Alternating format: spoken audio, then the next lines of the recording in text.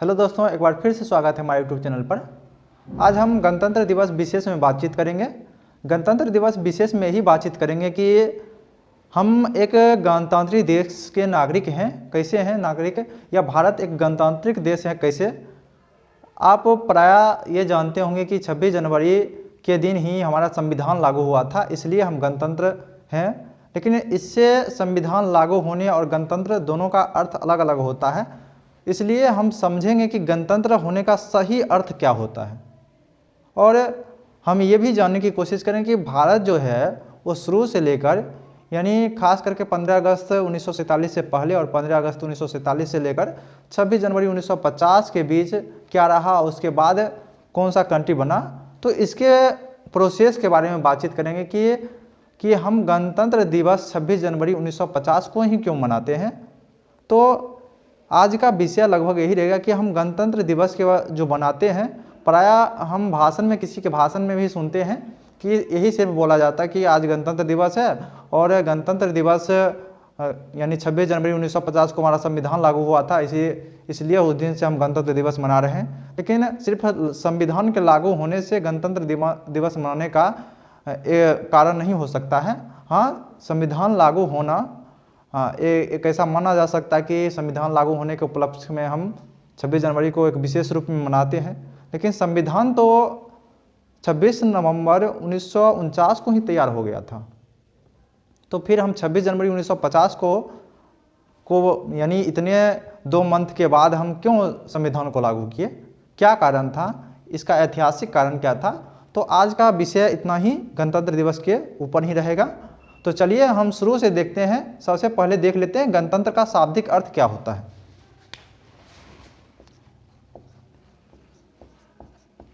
गणतंत्र यहाँ 2 शब्द से बना हुआ है, गण और तंत्र।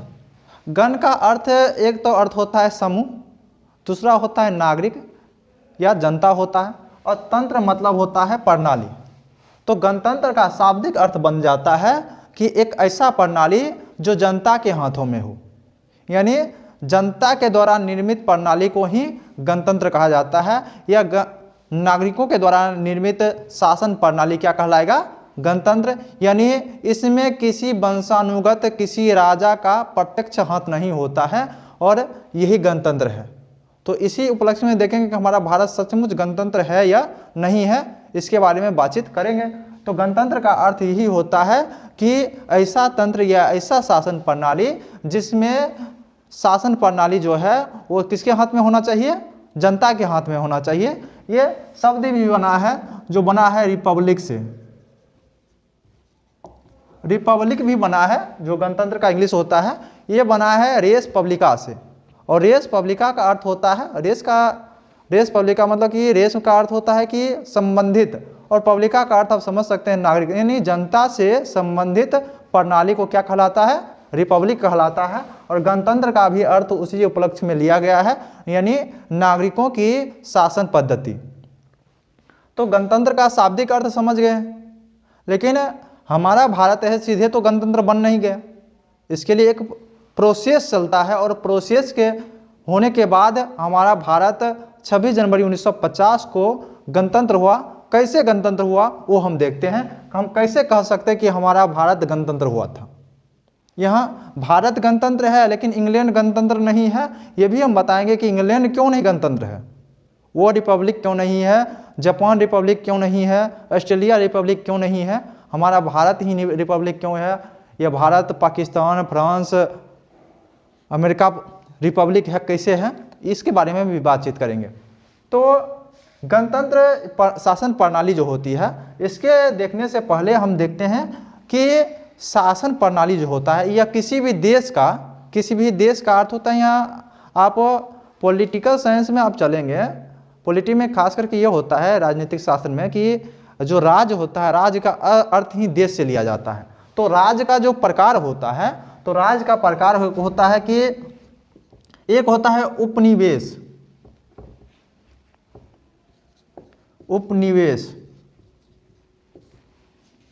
उपनिवेश के बाद होता है कि संरक्षित राज्य, यानी राज्य का प्रकार और भारत किस क्रम से गुजरा है उसके बारे में भी बातचीत करेंगे। उसके बाद आता है डोमिनियन, डोमिनियन आता है। उसके बाद आता है संप्रभु। अब भारत जो है यहाँ सीधे से अर्थ में अगर समझना है तो उपनिवेश राज्य का अर्थ होता है कि किसी भी राज्य के अधीन अगर हम आ गए हैं, यानी हमारा राज्य का राजनीतिक मामला हो, वैधानिक मामला हो या किसी भी प्रकार का मामला हो या किसी दूसरे देश के अधीन में आ जाता है तो वो हम उसका उपनिवेश कहलाते हैं। जैसे हो गया कि हम इंग्लैंड के उपनिवेश थे। जैसे कोई देश है, ये मान लीजिए कि ये कोई देश है और ये भी कोई देश है, तो अगर आप करते हैं जैसे A1 कोई देश है और A2 कोई देश है, अगर A1 क्या है कि A2 अगर इसका उपनिवेश है तो इसका मतलब है कि A2 जो है, A2 का जितना भी है विदेशी मामला हो, रक्षा मामला हो, सभी प्रकार का मामला A1 देखेगा। संरक्षित राज्य का अर्थ होता है कि ऐसा राज्य जिसका 3 मामला, लगभग रक्षा मामला हो और विदेश मामला, ये कौन देखेगा? ये होता है, कुछ संप्रभु होता है ना, कुछ यानी आंतरिक मामला में इसकी स्वतंत्रता मिल जाती है, आंतरिक मामला में स्वतंत्र होता है। और बाह्य मामला जितना भी होता है वो क्या होता है कि वो दूसरे देश के अधीन आ जाता है, उसको कहा जाता है संरक्षित राज्य। जैसे आज़ादी से पहले जितना भी मतलब कि देशी रियासत थे वो ब्रिटिश कॉलोनी के, ब्रिटिश के संरक्षित राज्य थे। उसके बाद आता है संरक्षित या अधीनस्थ कहा जाता है इसको, अधीनस्थ। जैसे आपको याद होगा कि सिक्किम जो था 1975 से पहले भारत का अधीनस्थ राज्य था। राज्य का अर्थ यहाँ देश से लगाया जाता है। सिक्किम भी एक प्रकार का देश था जो 1975 तक भारत के संरक्षित या अधीनस्थ था। डोमिनियन, डोमिनियन का नाम आप बार बार सुने होंगे। अब डोमिनियन का अर्थ भी हम बताते हैं कि डोमिनियन का अर्थ होता है कि लगभग संप्रभु हैं आप, संप्रभु है लेकिन नाम मात्र का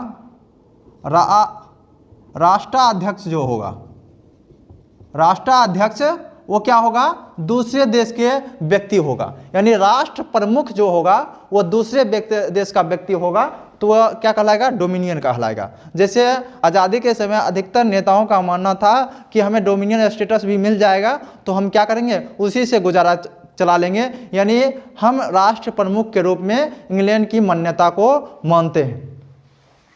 संप्रभु का अर्थ होता है पूरी तरह से, पूर्ण स्वतंत्रता। यानी आप पूरी तरह से स्वतंत्र हो गए तो ये संप्रभु कहलाता है। तो हम देखते हैं कि भारत क्या था। तो भारत जो है 15 अगस्त 1947 से पहले क्या था? उपनिवेश था। आप जानते हैं कि ब्रिटिश के हम उपनिवेश थे। उसके बाद, इसके बाद और 26 जनवरी 1950 से पहले जो है इसके बीच में हम क्या रहे? डोमिनियन रहे।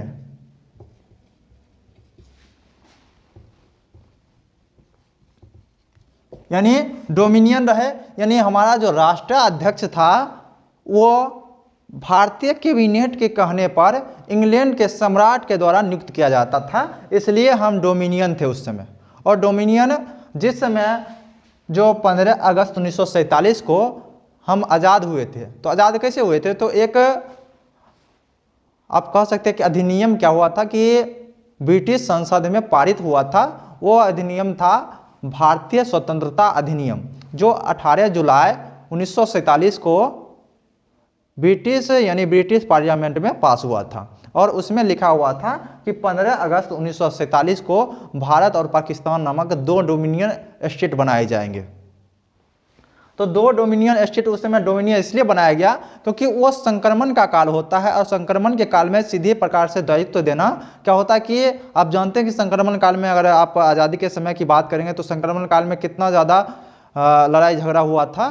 तो वो आप जानते हैं संक्रमण काल के लिए ऐसा माना जाता है कि तब तक जब तक संविधान नहीं बन जाता है तब तक क्या होगा कि ये दोनों देश होगा डोमिनियन, यानी 2 डोमिनियन राष्ट्र बनाया गया था 15 अगस्त 1947 के दिन। तो उस बीच में हम डोमिनियन थे और 26 जनवरी के दिन 26 जनवरी 1950 को हम पूर्ण तरह से संप्रभु हो गए। संप्रभु कैसे हो गए? क्योंकि हमारा जो राष्ट्राध्यक्ष था, राष्ट्राध्यक्ष डॉक्टर राजेंद्र प्रसाद को 26 जनवरी 1950 को ही बनाया गया था और इसमें किसी भी प्रकार के ब्रिटिश संसद का हाथ नहीं था। यहाँ खुद रूप से, यानी उस शुरू में तो उनको अंतरिम रूप से राष्ट्रपति घोषित किया गया था और 1952 के चुनाव के बाद उनको, मतलब चुनाव में भी वो राष्ट्रपति पद के लिए जीते, उसके बाद 52 में ही नहीं 57 में भी जीते। उसके बाद 2 साल तक, मतलब कि 2 बार वो 2 साल तक पहले तो अंतरिम रूप से रहे और उसके बाद 2 बार राष्ट्रपति पद के लिए भी जीते। तो कुल मिलाकर 12 साल डॉक्टर राजेंद्र प्रसाद भारत के राष्ट्रपति, यानी राष्ट्राध्यक्ष जो है वो संप्रभु होने का ना पूर्ण रूप से संप्रभु हो गए। तो ये इतनी अवस्था से भारत गुजरा। तो सबसे पहले देखते हैं कि 15 अगस्त 1947 को क्या हुआ था। इसको साफ कर लेते हैं सबसे पहले और देखते हैं 15 अगस्त 1947 को क्या क्या हुआ था। तो चलिए हम देखते हैं कि स्वतंत्रता अधिनियम, यानी 15 अगस्त 1947 को एक एक्ट पारित हुआ था जिसको कहा जाता है इंडियन इंडिपेंडेंस एक्ट, यानी भारत स्वतंत्रता अधिनियम। भारत स्वतंत्रता अधिनियम। तो भारत स्वतंत्रता अधिनियम जो पारित हुआ था, इसके तहत क्या कहा गया था कि सबसे पहले यहाँ से ब्रिटिश राज समाप्त होगा। ब्रिटिश राज ये समाप्त हो गया। उसके बाद दूसरा वायसराय का पद समाप्त हुआ। उस समय वायसराय का जो पद था, वायसराय का अर्थ होता था इंग्लैंड के प्रतिनिधि, तो इंग्लैंड के प्रतिनिधि समाप्त हो गए थे। संक्रमण काल में गवर्नर जनरल का पद रहेगा। पद किस लिए रखा गया? क्योंकि ये अचानक किसी भी देश के शासन प्रणाली को, ये घर तो नहीं है कि छोड़ के जाए, घर में भी किसी व्यक्ति को छोड़ जाने पर क्या होता है कि अचानक घर का संभालना बड़ी मुश्किल हो जाता है। तो किसी देश को अचानक छोड़ के नहीं जाया जा सकता है। और 2 डोमिनियन राष्ट्र का निर्माण इसके द्वारा था। कौन कौन? India plus Pakistan. उसके बाद और क्या था? लगभग इसी प्रकार का, मतलब कि बनाया गया था। ब्रिटिश राज को समाप्त कर दिया गया था, वायसराय का पद समाप्त कर दिया गया था। संक्रमण काल के दौरान गवर्नर जनरल का पद रहेगा, लेकिन ये जो गवर्नर जनरल था ये मतलब कि भारत के कैबिनेट के द्वारा क्या किया जाएगा कि अगर बोला जाएगा कि इस व्यक्ति को ही क्या किया जाए कि गवर्नर जनरल का पद दिया जाए, तो इंग्लैंड के सम्राट के द्वारा उस व्यक्ति की नियुक्ति की जाती है। और आपको पता है कि लॉर्ड माउंटबेटन उससे पहले वायसराय थे और आज़ादी के बाद वायसराय का पद हट गया, तो उनको गवर्नर जनरल के पद पर रखा गया। इसलिए रखा गया क्योंकि लॉर्ड माउंटबेटन का जो था उस समय के भारतीय नेताओं के साथ अच्छा बन रहा था, इसलिए उनको रखा गया और शासन प्रणाली के भागीदारी में अहम भूमिका उनके द्वारा भी निभाया गया था। भारत के एकीकरण के समय भी वो कुछ जगह बातचीत करने के लिए गए थे। उसके बाद 2 डोमिनियन राष्ट्र इंडिया और पाकिस्तान को बनाया गया। तो इतना चीज़ बनाए जाने के कारण भारत इसलिए स्वतंत्र हुआ क्योंकि ये एक्ट पास हुआ। कहाँ पास हुआ? ब्रिटिश संसद में पास हुआ। और साथ में ये भी कहा कि संविधान लागू होने पर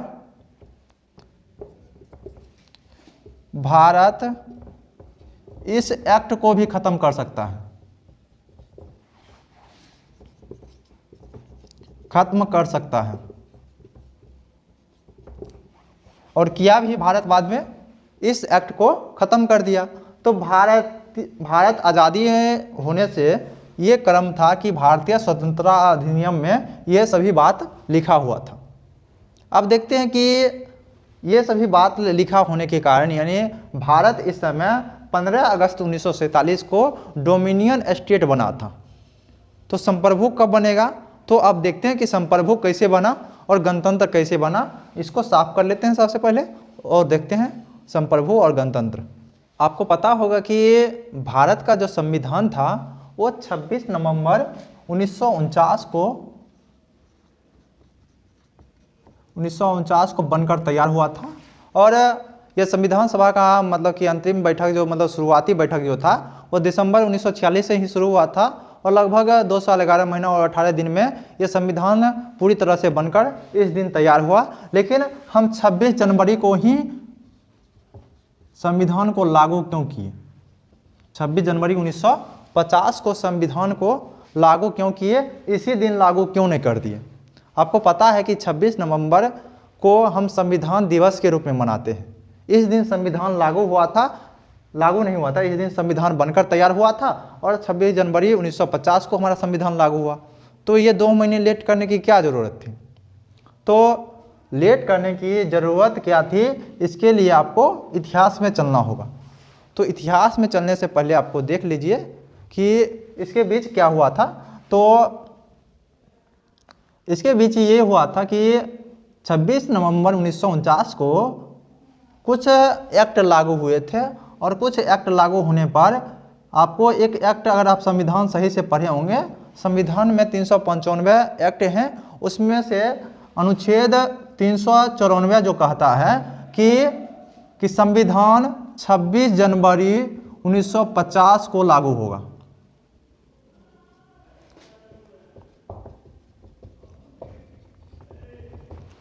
छब्बीस जनवरी 1950 को क्या होगा कि संविधान लागू होगा। उसके बाद आप ये देखेंगे कि 26 जनवरी और साथ में उसी समय कुछ अनुच्छेद लागू हो गए थे, जैसे नागरिकता संबंधित जितना भी अनुच्छेद था वो लागू हो गया था। 26 नवंबर 1949 को लागू हुआ था। उसके बाद निर्वाचन संबंधित ये तो इतना मतलब कि अनुच्छेद कुछ लागू हो गए थे, कुछ अस्थायी प्रावधान थे वो भी साथ में लागू हो गए थे 26 नवंबर 1949 के दिन। तो 26 नवंबर 1949 के दिन संविधान तैयार होता है और उसके बाद 26 जनवरी 1950 को लागू किया जाता है। तो इसके पीछे आपको अगर याद होगा कि 31 दिसंबर, आपको पता है कि अधिकतर जो कांग्रेस का अधिवेशन होता था वह दिसंबर मंथ के अंतिम समय में होता था। तो 31 दिसंबर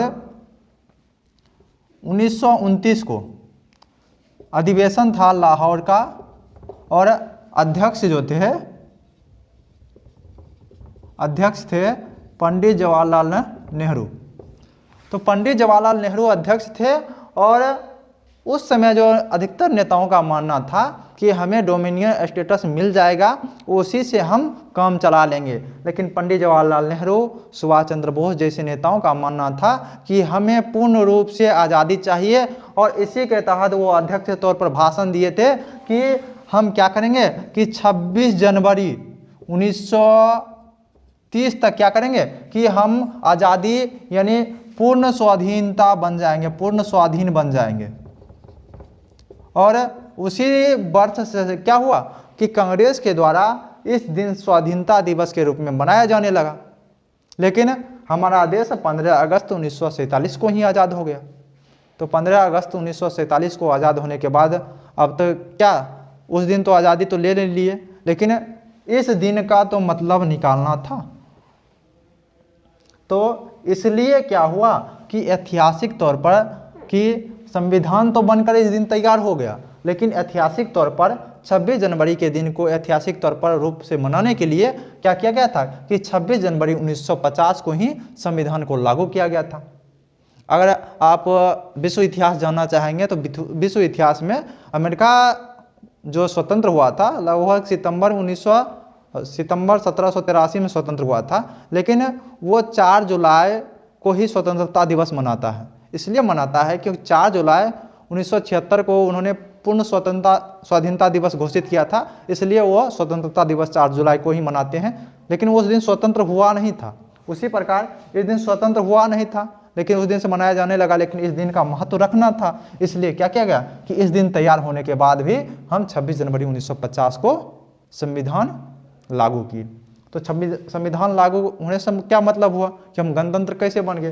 तो संविधान जैसे ही लागू हुआ तो आप अंतिम अनुच्छेद संविधान में पढ़ेंगे, अनुच्छेद 395, और 395 में लिखा हुआ था कि आप भारत स्वतंत्रता अधिनियम में एक बार और बात था कि इस समय यानी स्वतंत्रता से लेकर जब तक संविधान बन नहीं जाता है तब तक किस शासन प्रणाली के द्वारा क्या किया जाएगा, देश का संचालन किया जाएगा। तो उसमें लिखा हुआ था कि स्वतंत्रता अधिनियम में कि ये जो 1935 का भारत शासन अधिनियम था उसी के तहत क्या होगा कि 1900 मतलब स्वतंत्रता से संविधान लागू होने के बीच में क्या हुआ था कि भारत शासन अधिनियम 1935 के तहत भारतीय शासन व्यवस्था को चलाया जा रहा था। तो अनुच्छेद 395 में तो संविधान 26 जनवरी 1950 को लागू हुआ, और लागू होने के साथ साथ 395वां अनुच्छेद भी लागू हुआ, यह अनुच्छेद भी लागू हुआ उसी दिन। और इसी दिन लागू होने के साथ साथ ये खत्म हो गया, सबसे पहले स्वतंत्रता अधिनियम को खत्म कर दिया,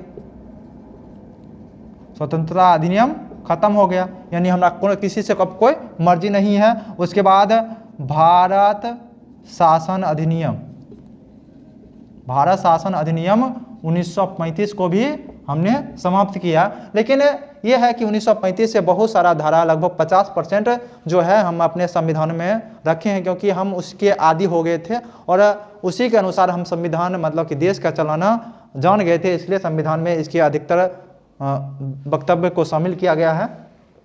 तो ये दोनों आप देखेंगे 395 में साफ साफ लिखा हुआ है कि ये दोनों खत्म किया जाता है। और खत्म किस दिन हुआ, 26 जनवरी 1950 के दिन हुआ था। और इसी के साथ क्या हुआ कि भारत में गवर्नर जनरल का पद समाप्त हो गया।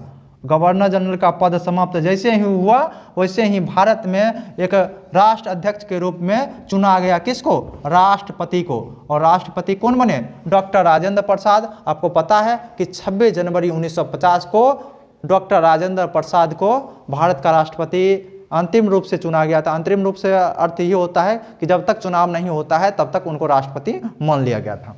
और इससे पहले आपको पता है कि 21 जून 1948 से लेकर 25 जनवरी 1950 तक एक शासक रहे जो भारत का ही गवर्नर जनरल था, राजगोपालाचारी।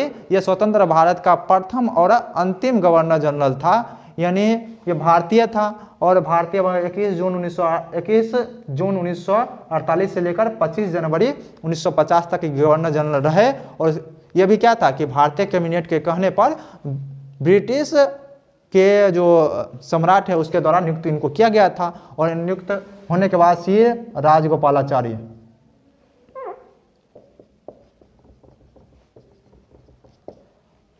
चक्रवर्ती राजगोपालाचारी को बनाया गया था। और 26 जनवरी 1950 को डॉक्टर राजेंद्र प्रसाद को राष्ट्रपति के रूप में नियुक्त किया गया। और नियुक्त होने के साथ साथ ये दोनों अति खत्म हुआ। और जैसे ही खत्म हुआ तो हम पूर्ण रूप से संप्रभु हो गए, पूर्ण रूप से संप्रभु। और संप्रभु अब यानी स्वतंत्र हो गए। तो आप देखते हैं कि स्वतंत्रता यानी यहाँ से गणतंत्र की बात कैसे आती है। हम तो राष्ट्राध्यक्ष के रूप में चुन लिए हैं राष्ट्रपति को, तो इससे हम कह सकते हैं कि हम गणतंत्र हो गए थे। लेकिन हम गणतंत्र का परिप्रेक्ष्य आता कहाँ से, इसके बारे में बातचीत करते हैं इसको साफ करने के बाद। तो चलिए हम देखते हैं कि गणतंत्र का पहचान क्या है। गणतंत्र का पहचान यानी क्या क्राइटेरिया है जिसके द्वारा हम कह सकते हैं कि हम गणतंत्र हैं। तो गणतंत्र का अर्थ होता है कि वंशानुगत व्यवस्था न हो, पहला यह है। विशेषाधिकार न हो, शासन का प्रमुख जनता हो,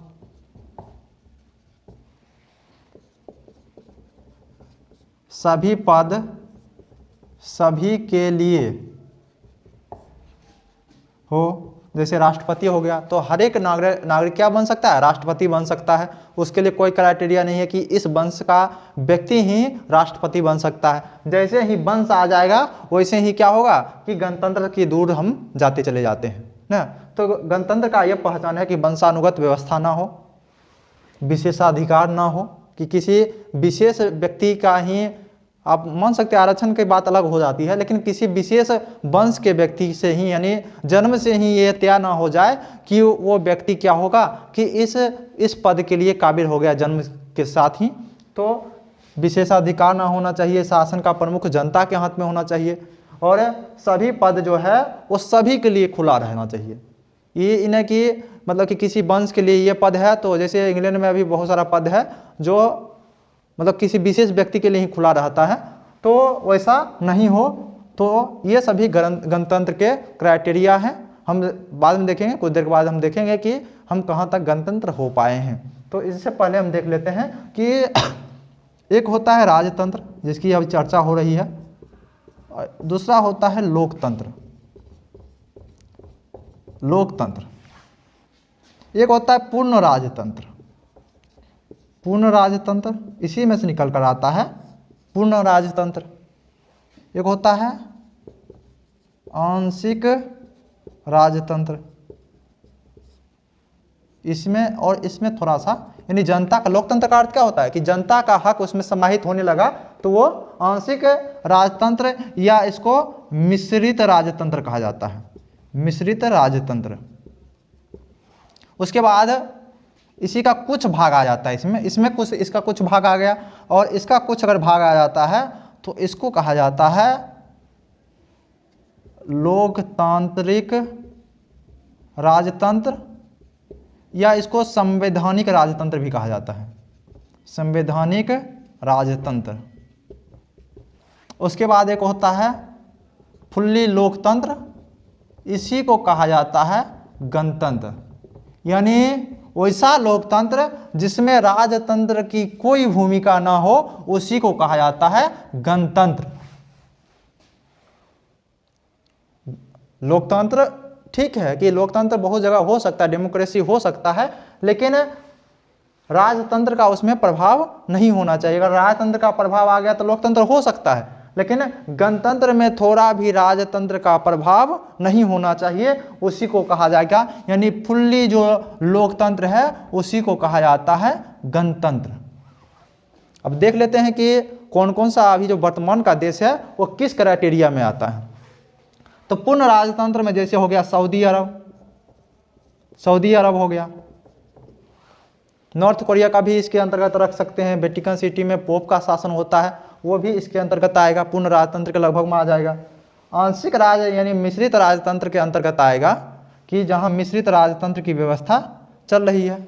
तो कुछ देश आप इसके अंतर्गत रह सकते हैं, अभी हम उदाहरण नहीं दे पा रहे हैं इस, आपको अगर मिलेगा जहाँ पर क्या होगा कि जनता की हक की बात हो रही है, लेकिन प्रमुख जो है, राष्ट्र प्रमुख है, वो किसी न किसी रूप से कोई ना कोई राजा ही है, और वहाँ थोड़ी सी जनता की हक की बात हो पाती है। उसके बाद इसके अंतर्गत बहुत सारा देश आता है। इसके अंतर्गत आता है इंग्लैंड हो गया, जापान हो गया, ऑस्ट्रेलिया हो गया, न्यूजीलैंड हो गया। इस प्रकार की देश जो है, यानी इसका जो राष्ट्र प्रमुख है अभी भी राजा ही है। ग्रीस हो गया, ग्रीक जिसको कहते हैं, ग्रीक हो गया। अभी भी जापान में भी अभी भी राष्ट्र प्रमुख जो होता है वो राजा ही होता है। वहाँ डेमोक्रेसी है, लोकतंत्र है, लेकिन वहाँ अभी भी राष्ट्र का प्रमुख जो है वो किसी वंशानुगत व्यवस्था के अंतर्गत ही चल रहा है। ऑस्ट्रेलिया, न्यूजीलैंड, कनाडा जैसे देश अभी भी राष्ट्र प्रमुख जो है अपने राष्ट्र प्रमुख के रूप में इंग्लैंड को ही मान रहा है, इंग्लैंड को ही अभी भी राष्ट्र प्रमुख के रूप में मान रहा है। ग्रीक भी इसके अंतर्गत मतलब अपने राजशाही व्यवस्था को ढो रहा है। उसके बाद डेनमार्क हो गया, ग्रीनलैंड, डेनमार्क हो गया, ग्रीनलैंड तो उसी का भाग है। वहाँ भी क्या चल रहा है कि संवैधानिक राजतंत्र वहाँ भी चल रहा है। उसके बाद गणतंत्र में आ जाता है, जैसे भारत हो गया, यूएसए हो गया, पाकिस्तान हो गया, नेपाल हो गया, नेपाल में भी कुछ दिन पहले बन गया है, श्रीलंका हो गया, इस प्रकार की देश जो है वो गणतंत्र है यानी रिपब्लिक है। तो ये था क्राइटेरिया, यानी लोकतंत्र जिसमें राजतंत्र की कोई थोड़ी सी भी भूमिका नहीं हो, वो क्या कहलाएगा, गणतंत्र कहलाएगा। तो अब हम देखते हैं कि इतना तो हो गया, अब हम देखेंगे कि हम कहाँ तक गणतंत्र हो पाए हैं। इसको साफ कर लेते हैं, सचमुच हम गणतंत्र हो पाए हैं या नहीं हो पाए हैं, इसका जवाब हम ढूंढते हैं। तो चलिए हम उस सवाल का जवाब ढूंढते हैं कि क्या सचमुच हम लोग गणतंत्र हो पाए हैं या नहीं हो पाए हैं, या हम लिखते हैं कि किस स्तर तक हम गणतंत्र हो पाए हैं।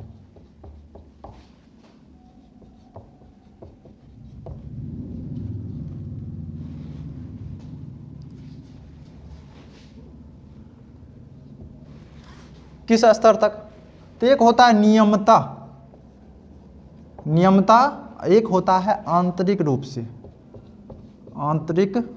से नियमता। तो नियमता हम देखते हैं कि यहाँ वंशानुगत व्यवस्था जो है, वंशानुगत खत्म हो गया,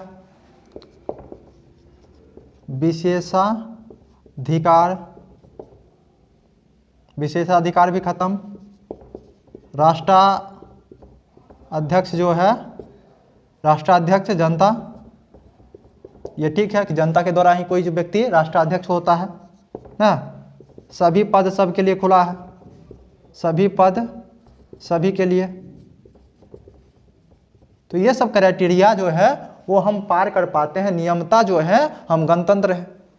लेकिन आंतरिक रूप से क्या सचमुच हमारे सामाजिक व्यवस्था में ऐसा है कि हम क्या है कि सचमुच गणतांत्रिक के अंतर्गत आ जाते हैं, और गणतंत्र का क्राइटेरिया ही है कि विशेषाधिकार और वंशानुगत व्यवस्था नहीं होना चाहिए। तो आप देखेंगे राजनीतिक स्तर पर, ये 3 स्तर पर देखेंगे, न्यायिक स्तर पर, उसके बाद सामाजिक।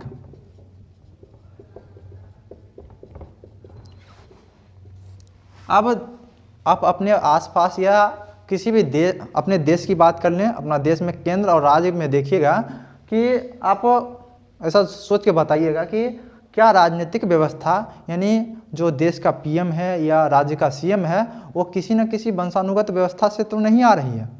ऐसा है कि हाँ, किसी भी नेता का बेटा आ गया, अगर सचमुच वो राजनीतिक में पारंगत है तो ठीक है, उसको आना ही चाहिए। लेकिन अगर ऐसा भोंदू आदमी जिसको राजनीति का सही समझ नहीं है, लेकिन वो इसलिए सीएम बन गया या इसलिए मंत्री बन गया क्योंकि उसके वंश से शुरू से ही चलते आ रही थी, तो ये राजनीतिक व्यवस्था के अंतर्गत सचमुच वंशानुगत व्यवस्था खत्म हुआ है या नहीं हुआ है। यानी राजतंत्र की इसमें थोड़ा सा भी बू नहीं आना चाहिए। जैसे आपको याद है कि एक किसी लेखक का पूरा प्राय कथन है कि 1971 में प्रिवी पास जो मामला था उसको इंदिरा गांधी के द्वारा हटा दिया गया था, उसी के साथ राजतंत्र समाप्त हो गया था। लेकिन लेखक का कहना था कि उसी के साथ एक और राजतंत्र शुरू हुआ था, वो वंशानुगत अभी भी देश ढो रहा है। तो राजनीतिक व्यवस्था में भी पराया आपको देखने को मिल जाएगा। आप सोच लीजिएगा सिर्फ ये न्यायिक स्तर पर भी पराया ये मामला उठते रहता है कि सुप्रीम कोर्ट या हाई कोर्ट का जज पराया मतलब कि कुछ एक फैमिली 200-250 फैमिली लगभग है, उसी का ही परिवार से क्यों आता है ये न्यायिक स्तर में, यानी जज क्यों बनता है, न्यायाधीश क्यों बनता है, किसी और वर्ग का क्यों नहीं बनता है, महिला वर्ग का क्यों नहीं बनता है, ओबीसी या जो आप कह सकते हैं कि मतलब कि एससी और एसटी वर्ग का न्यायाधीश नहीं बन पाता है। इसका कारण क्या है? ये तो आपको पता है कि कॉलेजियम व्यवस्था के कारण ही जज चुने जाते हैं और उसके तहत कुछ विशेषाधिकार किसी को मिल जाता है। तो न्यायिक स्तर पर भी क्या हम गणतंत्र हो पाए?